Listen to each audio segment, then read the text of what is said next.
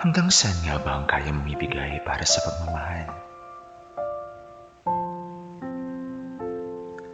Gaano kasinding sakit nga ba ang kaya mong tiisin para lang makasama mo siya? Hanggang saan nga ba aabot ang kaya mong isakripisyo para sa kanya? Pwedeng masaya ka ngayon, pero hanggang kailan? Gaano katagal? Lalo na kung alam mo naman na ang bawat sandali ay hiram lamang. Walang maling pagmamahal. Mayroon lang maling paraan at maling pagkakataon. Madalas, naliling lang tayo at naging bulag dahil sa mga maling pagkakataon na nagmahal tayo.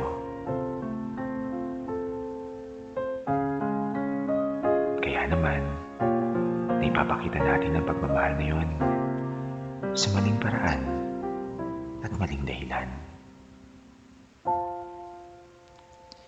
Hanggang sa di na natin namamalayan na nahulog na tayo at natali sa maling sitwasyon.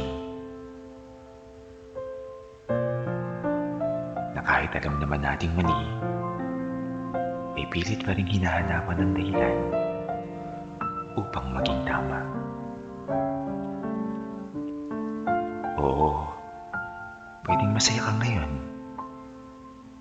pero hanggang kailan? Gaano katagal? Lalo na kung sa bawat oras na kasama mo siya, ay may isang taong naghahangat rin na makasama siya.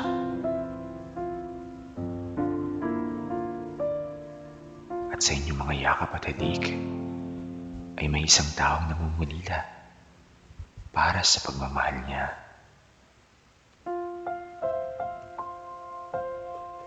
Kaya mo nga bang maging tunay na masaya kung alam mong ang lahat ng nangyayari ay hindi tama?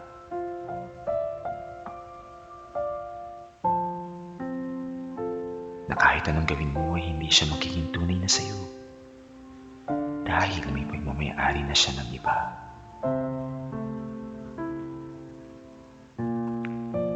Sabi sa isang pelikula, ayoko maging number 1 dahil pag may number 1, may number 2, may number 3.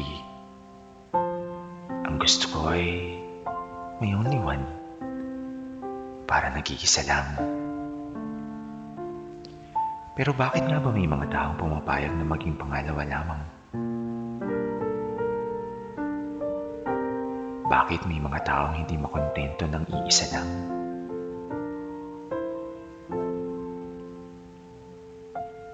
Bakit may mga taong pinipili ang sandaling kaligayahan at hiram na sandali?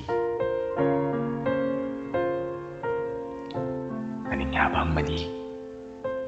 Ang magmahal ka ng taong nakatali na sa iba? O ang magmahal ka ng iba kahit di ka na malaya? Number 2, kalaguyo, kabit, mistress. Ano man ang tawag, ito ang salitang di kailanman magiging tama. Pero masigit na mali ang husgahan natin ang pagkatao nila dahil lamang sa salitang yan. Hindi natin alam ang tunay na kwento at hindi rin madali ang malagay sa sitwasyon nila.